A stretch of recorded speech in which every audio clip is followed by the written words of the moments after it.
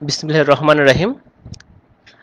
আমি Mohammad Ruhul Amin, junior instructor tech computer, Rangpur polytechnic institute, Rangpur. আহ, আমি যে সাবজেক্ট নিয়ে আলোচনা করতে চাই, সাবজেক্টের নাম হচ্ছে কম্পিউটার পেরিফেরালস। এটা চতুর্থ পর্ব কম্পিউটার ডিপার্টমেন্টের সাবজেক্ট। তো আজকে আমাদের আমি এই সাবজেক্টের তৃতীয় অধ্যায় নিয়ে আলোচনা করতে চাই। তৃতীয় অধ্যায় কিবোর্ড এবং মাউস আছে, আমি সেখান থেকে কিবোর্ড নিয়ে আলোচনা করব আজকে, এবং আগামী ক্লাসে ইনশাল্লাহ মাউস নিয়ে আলোচনা করব। আজকের এই ক্লাস শেষে আমি যে বিষয়গুলো আমরা জানতে পারবো তার একটা সামারি আমি করছি এখানে। বিভিন্ন প্রকার কি সুইচের নাম, একটু ভালো কি সুইচের গুণাবলী, কি বাউন্সিং, কি ডি বাউন্সিং, এন কি রোল ওভার, এন কি লকআউট, কিবোর্ড এনকোডার কি, কিবোর্ড এনকোডারের কার্যাবলী, কিবোর্ডের স্ক্যানিং ফ্লোচার্ট ও স্ক্যান কোড, এবং ওয়্যারলেস কিবোর্ডের কার্যনীতি। এই বিষয়গুলো আমি চেষ্টা করব আজকে আলোচনা করার জন্য। তো এখন আমরা দেখব কিবোর্ড কি জিনিস। কিবোর্ড কিবোর্ড মূলত একটা কি সুইচ সম্বলিত একটা বোর্ড, যেটা কম্পিউটার এর ইনপুট পেরিফেরালস হিসেবে কাজ করে, এবং এর মাধ্যমে আমরা কম্পিউটারে বিভিন্ন ধরনের ডাটা ইনপুট এবং ইনস্ট্রাকশন দিয়ে থাকি। এখন কিবোর্ডের কি সুইচ, যেহেতু এই বোর্ডে অনেকগুলা কি সুইচ সম্বলিত একটা বোর্ড, এই জন্য এটাকে বলা হচ্ছে কিবোর্ড। আর এই কি সুইচটা বিভিন্ন ধরনের হয়ে থাকে।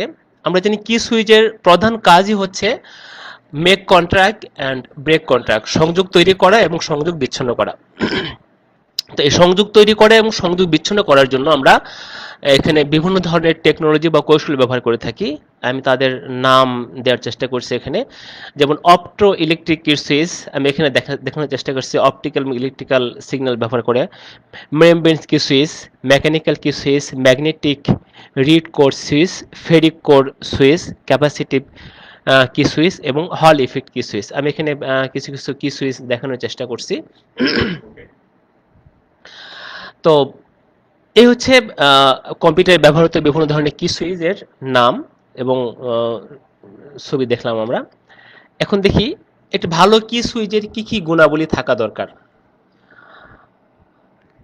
ভালো কি সুইচের যেসব গুণাবলী থাকা দরকার তা হলো পাওয়ার অপচয় কম হওয়া, আকারে ছোট হওয়া, মেকানিক্যাল অংশ না থাকা বা কম থাকা, বাউন্সিং প্রভাবমুক্ত থাকা, নির্ভরযোগ্য হওয়া, শব্দহীন বা কম শব্দ উৎপন্ন করা, অল্প চাপে কাজ করা, দ্রুত কাজ করা ইত্যাদি।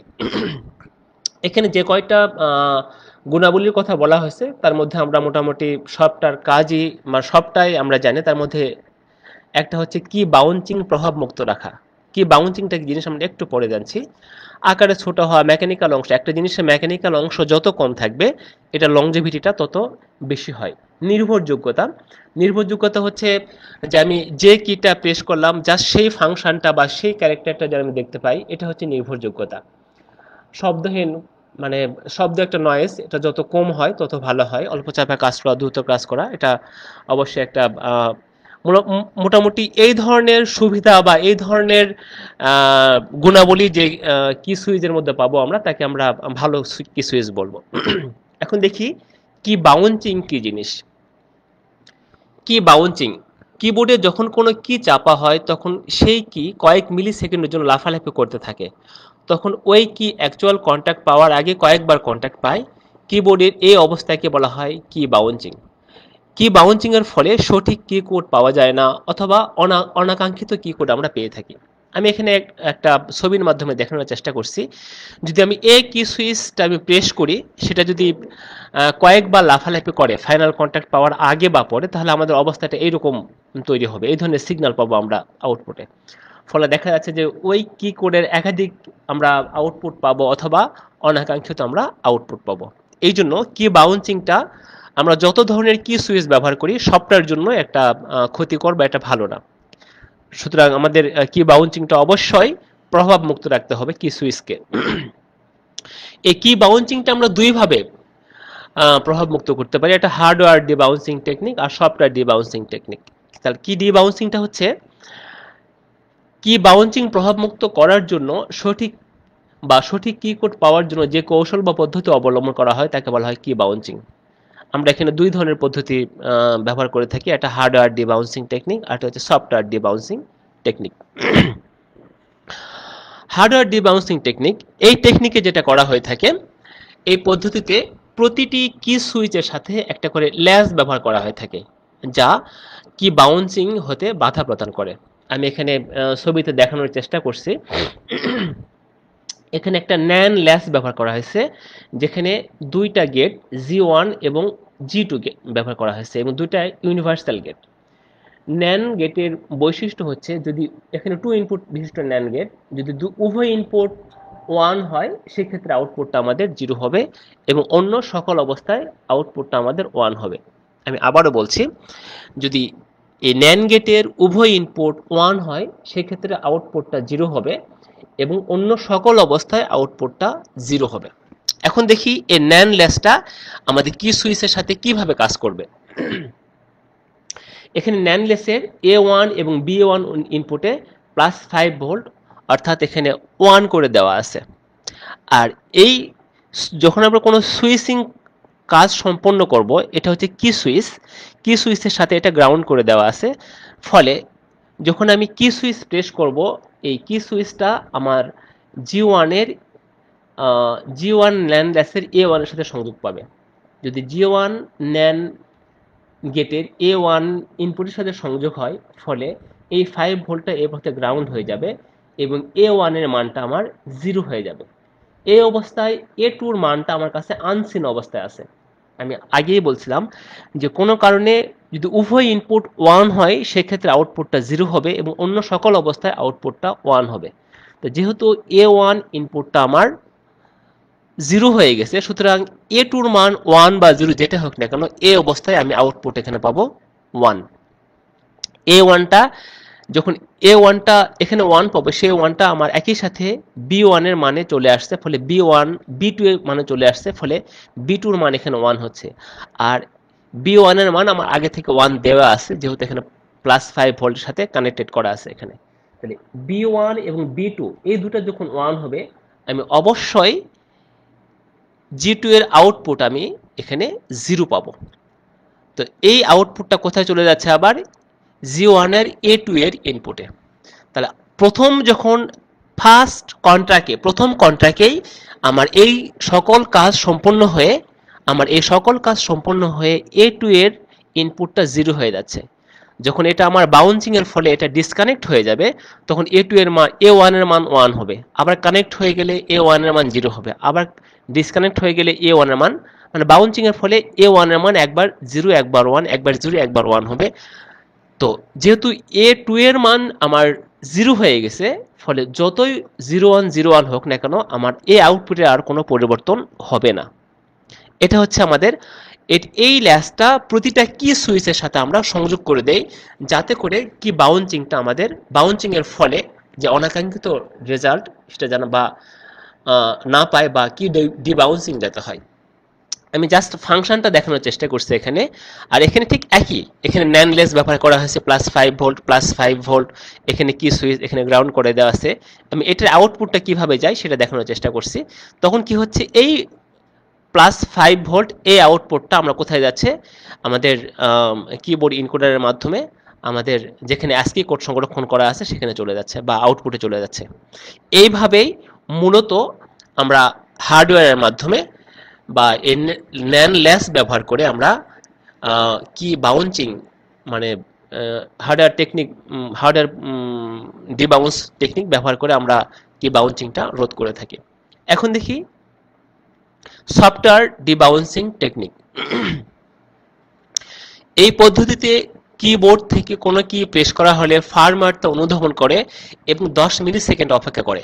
এখানে বলে রাখা দরকার, এখানে একটা সময় বাইন্ডিংস দেওয়া আছে এবং এই সময়ের মধ্যে ওই কি যতবারই প্রেস করা হোক না কেন তা উপেক্ষা করে, সে কেবলমাত্র একটা সিগন্যালই গ্রহণ করে বা একটা কি কোডই গ্রহণ করে।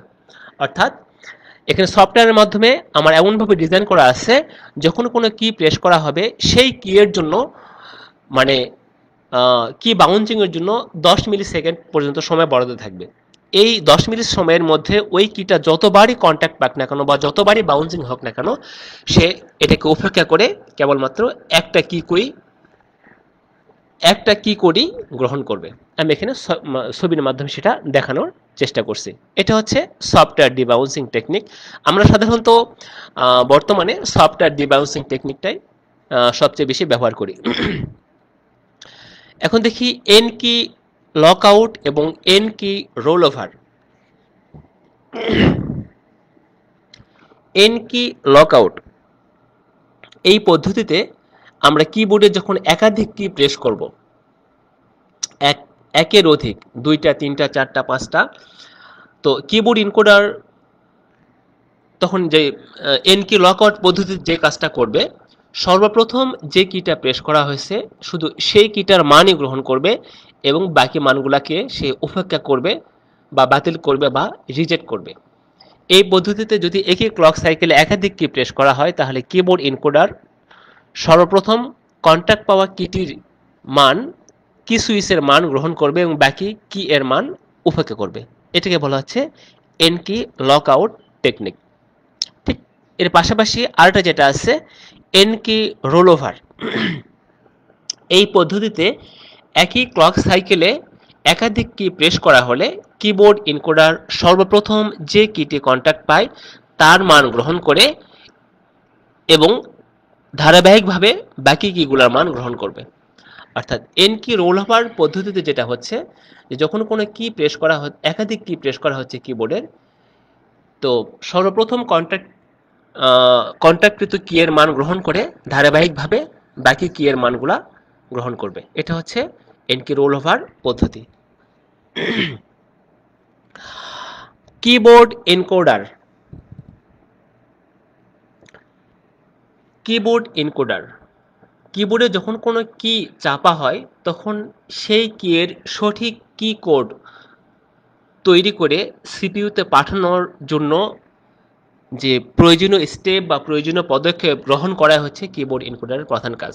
অর্থাৎ আমি যখন একটা কি প্রেস করব, এই কি প্রেস করার পরে এই কি এর সমতুল্য অ্যাসকি কোড তৈরি করে সিপিইউতে পাঠানো পর্যন্ত যে যে পদক্ষেপগুলো আছে, সেই পদক্ষেপ বা সেই স্টেপগুলো পালন করা হচ্ছে কিবোর্ড এনকোডারের কাজ। এখন দেখি কিবোর্ড এনকোডারের কার্যাবলী। কিবোর্ড এনকোডার সাধারণত নিম্নলিখিত কাজ করে থাকে। প্রথমে পরীক্ষা করে দেখে যে সকল কি খোলা আছে কিনা, যে অল কিজ আর ওপেন। তারপরে পরীক্ষা করে দেখে যে কোনো কি চাপা হয়েছে কিনা, যে কোনো কি মানে প্রেস করা হয়েছে কিনা। যদি প্রেস করা হয়ে থাকে তখন পরীক্ষা করে দেখা হয় যে কোন কি প্রেস করা হয়েছে তা অনুধাবন করা। কি বাউন্স প্রভাব মুক্ত রাখা, এটাও কিবোর্ড এনকোডারের কাজ। যে একটা কি একবার প্রেস করলে তার সমতুল্য একটা কি কোডই সে সিপিইউতে পাঠাবে। কি কোড বা কি কোড উৎপন্ন করা বা সমতুল্য বাইনারি কোড উৎপন্ন করা, যাকে আমরা অ্যাসকি কোড বলে থাকি। যখন কোনো কি প্রেস করা হয় তার সমতুল্য অ্যাসকি কোড উৎপন্ন করা। ডি বাউন্সিং করা। আমরা জানি বাউন্সিংটা অবশ্যই কিবোর্ডের জন্য বা কি সুইচের জন্য একটা খারাপ দিক, তো এটাকে অবশ্যই ডি বাউন্সিং করতে হবে যাতে করে আমরা কাঙ্ক্ষিত রেজাল্ট পাই। বাফারিং করা। আমরা আমাদের পিসির সাথে, আমাদের কম্পিউটারের সাথে যতগুলো পেরিফেরালস ডিভাইস ব্যবহার করি, আমরা জানি প্রত্যেকের জন্য একটা করে ইন্টারফেস ডিভাইস ব্যবহার করা হয় এবং সেখানে একটা বাফার মেমোরি থাকে যা সিপিইউ টু পেরিফেরালস টু সিপিইউতে ডাটা আদান প্রদান করার জন্য। তো সেখানে বাফারিং করা এবং সর্বশেষ কি কোডটা সিপিইউতে পাঠানো। তো এই 8 ধরনের কাজ সাধারণত কিবোর্ড এনকোডার করে থাকে। প্রথমে পরীক্ষা করে দেখছে সকল কি খোলা আছে কিনা, কোনো কি চাপা হয়েছে কিনা, যদি চাপা হয়ে থাকে কোন কি চাপা হয়েছে তা অনুধাবন করা, কি বাউন্স প্রভাবমুক্ত রাখা, কি কোড উৎপন্ন করা, কি ডিবাউন্স করা। ডিবাউন্সটা হচ্ছে যে বাউন্সিং এর ফলে যে একাধিক সিগন্যাল পায় সেটা যেন না হয়, বাফারিং করা এবং কি কোডটা সিপিইউতে পাঠানো। এখন আমরা ব্লক ডায়াগ্রামের মাধ্যমে দেখব, যে একটা কিবোর্ড এনকোডার কিভাবে কাজ করে থাকে। মূলত এই অংশটুকু হচ্ছে আমাদের কিবোর্ড এনকোডার। এর মধ্যে কি আছে, রোম অ্যারে আছে যার মধ্যে প্রত্যেকটা কি এর জন্য একটা করে অ্যাসকি কোড সংরক্ষিত আছে। এখানে একটা কলাম আছে 1 আউট অফ 9 এনেবল, এটা ব্যবহার করা হচ্ছে এনেবল করার জন্য, অ্যাক্টিভ করার জন্য। আর 1/10 সিলেক্টর। এখানে এটা ব্যবহার করা হচ্ছে আমার সেই রোম অ্যারেটাকে সিলেক্ট করার জন্য আর এটা অ্যাক্টিভ করার জন্য। তাহলে আর এটা মাস্টার ক্লক, যেটা আমাদের সিস্টেম ইউনিট ক্লকের সাথে মানে সিনক্রোনাইজ করা আছে, একই সাথে আমাদের দুই জায়গাতেই সংযুক্ত করা আছে। আর এই প্রত্যেকটা আমরা পয়েন্ট দেখতে পাচ্ছি, প্রত্যেকটা পয়েন্ট হচ্ছে একটা করে কি সুইচের অবস্থান। তাহলে এখানে আমাদের মোট 90টা কি সুইচ আছে। একটা স্ট্যান্ডার্ড কিবোর্ড, আমরা কিবোর্ডে আমরা পিসিতে যে সকল কি সুইচ ব্যবহার করে থাকি, সাধারণত একটা স্ট্যান্ডার্ড কি সুইচ আমাদের 104টা কি সুইচ থাকে। তো যাই হোক, এটা হচ্ছে প্রত্যেকটা মানে এই জয়েন্ট হচ্ছে একটা করে কি সুইচ, যা প্রেস করার মাধ্যমে কানেক্ট এবং ডিসকানেক্ট হবে। এটা দেখানো আছে, এটা হচ্ছে কি সুইচের অবস্থা, প্রেস করলে এই দুটার মধ্যে সংযোগ পাবে, আবার ছেড়ে দিলে এটা অবস্থা আবার পূর্বের অবস্থায় ফিরে যাবে। তো এটা হচ্ছে আমাদের কি ম্যাট্রিক্স, আর এইটুকু বলা হচ্ছে কিবোর্ড এনকোডার। এখন আমরা দেখি যে এটা কিভাবে কাজ করে। যখন আমরা কোনো একটা সুইচ প্রেস করব, এখান থেকে একটা সিগন্যাল যাচ্ছে, এটা হচ্ছে এনেবল সিগন্যাল আর এটা হচ্ছে সিলেক্টর সিগন্যাল। ধরলাম আমি এই অংশটা আমি প্রেস করলাম, এই সুইচটা আমি প্রেস করলাম, প্রেস করার ফলে আমাদের দুটার মধ্যে কন্ট্যাক্ট হবে, রোয়ের মধ্যে এবং কলামের মধ্যে কন্ট্যাক্ট হবে। যখন কন্ট্যাক্ট হবে তখন এই এনেবল সিগন্যাল থেকে আমার সিগন্যালটা রোয়ের মাধ্যমে আমার এই রোটা সিলেক্ট করবে, আর ঠিক একই সাথে আমার সিলেক্টের মাধ্যমে এই রোটা সিলেক্ট করবে এবং একই সাথে আমাদের এনেবল এর মাধ্যমে এই রোয়ের আমার স্পেসিফিক এই ঘরটা, আমি যে কি সুইচটা প্রেস করলাম সেই ঘরটা এখানে কি করা হবে, সিলেক্ট করা হবে, এবং সেখান থেকে একটা কি কোড বা অ্যাসকি কোড যেটা আছে সেটা আমাদের ইন্টারফেস সার্কিটের মাধ্যমে আমাদের সিপিইউতে পাঠানো হবে পরবর্তী পদক্ষেপের জন্য, পরবর্তী কার্য সম্পাদনের জন্য। তাহলে এটা আমি আরেকবার একটু আলোচনা করে নেই, যেহেতু একটু জটিল বিষয় এটা। এখানে এটাকে বলা হচ্ছে আমাদের কিবোর্ড এনকোডার, এটা হচ্ছে কি ম্যাট্রিক্স, আর ম্যাট্রিক্সের প্রত্যেকটা পয়েন্ট হচ্ছে একটি করে কি সুইচ। এটা হচ্ছে 1/9 এনেবল, এটা আমরা ব্যবহার করছি এনেবলের জন্য। এখানে 1/10 সিলেক্টর, আমরা এটা ব্যবহার করব আমরা সিলেক্ট করার জন্য। তাহলে যখন আমরা কোনো একটা কি সুইচ প্রেস করব, এটা যখন প্রেস করব এই দুটার মধ্যে সংযোগ হয়ে যাবে, যখন সংযোগ হয়ে যাবে তখন এনেবলের মাধ্যমে আমার এই রোটা সিলেক্ট হয়ে যাবে, আর এই এনেবলের মাধ্যমে এই রোয়ের আমি যে কলামটা আমি প্রেস করছি সেই কলামের মাধ্যমে আমি সেই ঘরটা আমি এখানে সিলেক্ট করব। এখানে আমরা বলে রাখা দরকার, এখানে যতগুলা কি সুইচ আছে প্রত্যেকটা কি সুইচের জন্য এখানে প্রত্যেকটা অ্যাসকি কোড এখানে সংরক্ষিত আছে। তো যখন কোনো কি প্রেস করা হবে তখন সেই মানে প্রেসকৃত কি এর সমতুল্য অ্যাসকি কোডটা সিপিইউতে পাঠানোই হচ্ছে আমাদের কিবোর্ড এনকোডারের কাজ। আর এখানে সিনক্রোনাইজিং ক্লক ব্যবহার করা আছে, একই সাথে আমরা দুইটা এনেবল এবং সিলেক্টরে ক্লক পালস দেওয়া আছে, যেটা আমাদের সিপিইউর মাস্টার ক্লকের সাথে সিনক্রোনাইজ করা আছে। তো মূলত এইভাবে একটা কিবোর্ড এনকোডার কাজ করে থাকে। কিবোর্ড স্ক্যানিং ফ্লোচার্ট, আমরা যখন একটা কি সুইচ প্রেস করব, সেই কি সুইচ প্রেস করার পর থেকে এই কি কোড সিপিইউতে যাওয়ার পর্যন্ত যে স্টেপগুলো আছে এই কাজগুলো কিভাবে সম্পন্ন হয় এটা আমি একটা ফ্লোচার্টের মাধ্যমে দেখানোর চেষ্টা করছি। এখানে মোট 3টা অংশ আছে।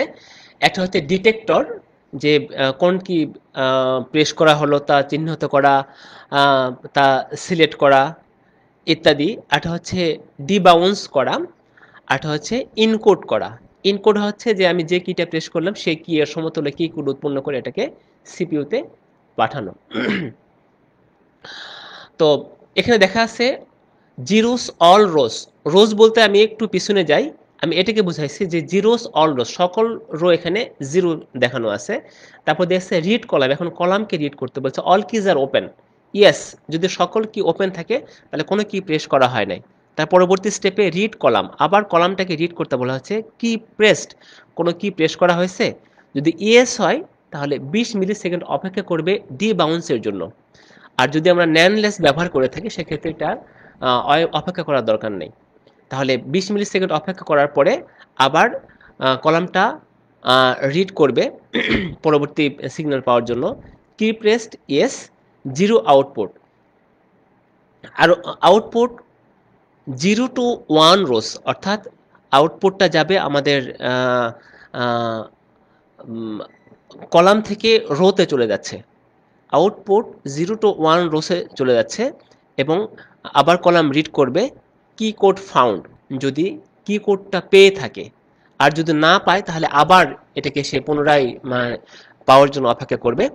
কনভার্ট হেক্স কোড, হেক্সাডেসিমাল কোডে রূপান্তর করে এবং এটা সিপিইউতে পাঠায় যাবে এবং রিটার্ন, এবং আবার এই কাজটা শুরুতে চলে আসবে। এইভাবেই মূলত একটা কিবোর্ড ইনকোডারের কাজ সম্পন্ন হয়ে থাকে এই এই স্টেপগুলোর মাধ্যমে। তো মূলত এখানে তিনটা স্টেপের মাধ্যমে হচ্ছে ডিটেক্টর, কি বাউন্স এবং এনকোডিং। এরপরে দেখি একটা ওয়্যারলেস কিবোর্ডের কার্যপ্রণালী। একটা ওয়্যারলেস কিবোর্ড কিভাবে কাজ করে। একটা ওয়্যারলেস কিবোর্ডে সাধারণত দুইটা অংশ থাকে, একটা হচ্ছে ট্রান্সমিটার, একটা হচ্ছে রিসিভার। ট্রান্সমিটারটা থাকে আমাদের কিবোর্ডের সাথে এবং রিসিভার অংশটা লাগানো থাকে আমাদের সিপিইউর ইউএসবি পোর্টে।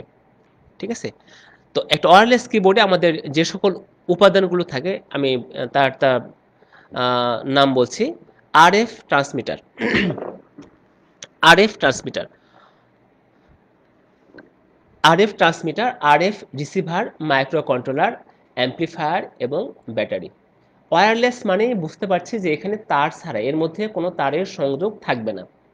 তাহলে এই তার ছাড়া যে টেকনোলজিগুলো আছে, তার তার ছাড়াই সিপিইউ এবং কিবোর্ডের মধ্যে ডাটা আদান প্রদান করার জন্য আমরা যে পদ্ধতিগুলো ব্যবহার করে থাকি, ইনফ্রারেড, রেডিও ফ্রিকোয়েন্সি এবং ব্লুটুথ। আমরা সাধারণত ওয়্যারলেস কিবোর্ড মাউসের জন্য রেডিও ফ্রিকোয়েন্সিটা ব্যবহার করে থাকি, রেডিও ফ্রিকোয়েন্সিটা ব্যবহার করে থাকি। আহ, আহ, এছাড়া ইনফ্রারেডটা একটু, ইনফ্রারেডের জন্য আমাদের সরাসরি রিসিভার এবং ট্রান্সমিটারের প্রয়োজন হয় এবং ব্লুটুথটাও, ব্লুটুথ ব্লুটুথটাও আমরা মাঝে মধ্যে কিবোর্ডে ব্যবহার করে থাকি। তবে আমি এখানে ইনফ্রারেড ব্যবহার করে আমি ওয়্যারলেস কিবোর্ডের কার্যপরিতা দেখানোর চেষ্টা করছি। আরএফ ট্রান্সমিটার, এই এই ট্রান্সমিটারটা সাধারণত কিবোর্ডে লাগানো থাকে, যেটা কিবোর্ডে লাগানো থাকে, সংযোগ থাকে, যা যখন কোনো কিবোর্ডে কোনো কি প্রেস করা হয় তখন সেই কিবোর্ডের কি কোডটা আরএফ রিসিভারে পাঠানোর জন্য এটা প্রয়োজনীয় সিগন্যাল তৈরি করে এটা আরএফ রিসিভারে পাঠিয়ে দেয়। এটা আরএফ ট্রান্সমিটার, এটা হচ্ছে আরএফ রিসিভার। আমি ছবির মাধ্যমে দেখানোর চেষ্টা করছি। Micro controller, RF receiver, RF transmitter থেকে সিগন্যালটা পাওয়ার জন্য, আরএফ ট্রান্সমিটার থেকে সিগন্যালটা পাওয়ার জন্য আমরা আরএফ রিসিভারটা ব্যবহার করে থাকি।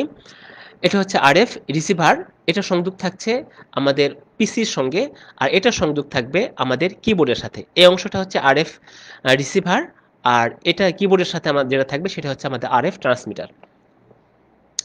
মাইক্রো কন্ট্রোলার, ওয়্যারলেস কিবোর্ডে আরএফ ট্রান্সমিটার এবং আরএফ রিসিভার উভয় অংশে দুটি আলাদা মাইক্রো কন্ট্রোলার থাকে। ট্রান্সমিটারের সঙ্গে সংযুক্ত মাইক্রো কন্ট্রোলারের কাজ হলো ম্যাট্রিক্স হতে উৎপন্নকৃত সিগন্যালকে এতে পূর্ব থেকে সন্নিবেশিত নির্দিষ্ট কোনো সফটওয়্যার ব্যবহার করে এনকোড করা এবং অপরদিকে রিসিভকৃত সংযুক্ত মাইক্রো কন্ট্রোলার কাজ হলো রিসিভকৃত এনকোডকৃত সিগন্যালকে ডিকোড করে সমতুল্য ইলেকট্রিক্যাল সিগন্যাল তৈরি করা। এটার কাজ হচ্ছে, এই অংশটার কাজ হচ্ছে যে কিবোর্ড থেকে প্রাপ্ত সিগন্যালটাকে মানে সঠিক কি কোড উৎপন্ন করে আমাদের আরএফ রিসিভারে পাঠানো। আরএফ রিসিভার এই সিগন্যালটাকে গ্রহণ করে এটাকে প্রয়োজনীয় হেক্সা কোডে রূপান্তর করে এটাকে সিপিইউতে পাঠানো। অ্যাম্প্লিফায়ার, এই অ্যাম্প্লিফায়ারটা ব্যবহার করা হয়ে থাকে আরএফ ট্রান্সমিটারে, অর্থাৎ কিবোর্ডের এখানে ব্যবহার করা হয়ে থাকে। কিবোর্ড থেকে পেশকৃত কি সিগন্যাল কি কোডটাকে অ্যাম্প্লিফাই করে আরএফ ট্রান্সমিটারের মাধ্যমে আরএফ রিসিভারে পাঠানোর জন্য এটাকে অ্যাম্প্লিফাই করা হয়ে থাকে। কিবোর্ড থেকে পেশকৃত কি কোডটাকে অ্যামপ্লিফাই করে আরএফ ট্রান্সমিটারের মাধ্যমে আরএফ রিসিভারে পাঠানো হয়ে থাকে। ব্যাটারি, যেহেতু এখানে আমাদের সিগন্যাল আদান প্রদান হবে, যেহেতু এখানে আমাদের ডাটা আদান প্রদান হবে, এখানে কোনো তার ছাড়া আদান প্রদান হবে, এবং যেহেতু এটা ওয়্যারলেস টেকনোলজি, এই জন্য সিগন্যালটাকে মানে এই ডাটা আদান প্রদান বা এই ডিভাইসটাকে অ্যাক্টিভ করার জন্য আমাদের অবশ্যই ইলেকট্রিক সাপ্লাইয়ের প্রয়োজন আছে। এই সাপ্লাইয়ের জন্য আমরা সাধারণত ডবল এ সাইজের 4টি ব্যাটারি ব্যবহার করে থাকি, যার ইনপুট ভোল্টেজ 1.2 থেকে 1.5 পর্যন্ত হয়ে থাকে। এইভাবেই মূলত একটা ওয়্যারলেস কিবোর্ড পিসি এবং কিবোর্ডের মাধ্যমে ডাটা ট্রান্সমিটিংয়ের কাজ, কিবোর্ড থেকে পিসির মতো ডাটা ট্রান্সমিশনের কাজ করে থাকে। তো এখন আমরা দেখব একটা ওয়্যারলেস কিবোর্ডের বৈশিষ্ট্য, মানে এই কিবোর্ডে কি কি বৈশিষ্ট্য। সহজে স্থানান্তরযোগ্য, 2 থেকে 3 মিটার দূর থেকে কমিউনিকেট করা যায়, এটা ডাটা ট্রান্সফার স্পিড 2.5 kbps, এটা 8 বিট এর মাইক্রো কন্ট্রোলার ব্যবহার করা হয়, প্রায় সব ধরনের অপারেটিং সিস্টেম এটাকে সাপোর্ট করে। সুবিধা অসুবিধাগুলা এখান থেকে দেখতে পাই, যেহেতু এখানে তার ছাড়া আমরা যে কোনো জায়গায় রেখে কাজ করতে পারি, তারের ঝামেলা থাকে না, 2 থেকে 3 মিটার দূরত্বের মধ্যে কাজ করতে পারি। তারপরে যে কোনো জায়গায় রেখে কাজ করা যায়, ইত্যাদি সুবিধা আছে। অসুবিধার মধ্যে আছে যে এটার জন্য আমাদের আলাদা সাপ্লাইয়ের প্রয়োজন হয়, এটার জন্য এটা সব ধরনের ডিভাইসের জন্য উপযুক্ত না, এটা ডাটা ট্রান্সফার স্পিড আমাদের মানে কানেক্টেড বা ওয়্যার কিবোর্ডের ডাটা ট্রান্সফার স্পিডের চাইতে একটু কম হয়। এটা ব্যবহার করার পূর্বে কনফিগার করে নিতে হয়, ইত্যাদি অসুবিধা আছে আর কি। তো এই হলো মূলত আজকের আমাদের বিভিন্ন কিয়ের বিভিন্ন ফাংশন সম্বন্ধে আমাদের জানা। বাড়ির কাজ মূলত আমি যেটা আলোচনা করলাম সেখান থেকে তোমরা এই বিষয়গুলা তোমাদের সেশনের খাতায় ওঠানোর চেষ্টা করবা, এবং একটু ভালো সুইচের গুণাবলী সমূহ, কি বাউন্সিং ডিবাউন্সিং, কিবোর্ড স্ক্যানারের ফ্লো চার্ট, এই বিষয়গুলো তোমরা সেশনের খাতায় উঠে তোমাদের ক্লাস টিচারকে দেখানোর চেষ্টা করবা। এই আর পরবর্তী ক্লাসে আমি এই অধ্যায়, তৃতীয় অধ্যায়ের মাউসের অপারেশন নিয়ে আলোচনা করার চেষ্টা করব। আর এই ভিডিওটি পুনরায় দেখতে দক্ষতা বাতায়ন বা www.skill.gov.bd এই সাইটটা তোমরা ভিজিট করতে পারো। এই হলো মূলত আজকের আমার ক্লাস। তো যদি আমার এই ক্লাস আরো কিভাবে ভালো করা যায়, সুন্দর করা যায়, সেভাবে তোমরা কমেন্ট করে জানাবে। আর কোনো প্রশ্ন থাকলে অবশ্যই তোমরা ইনবক্সে লিখে আমাকে জানাবে।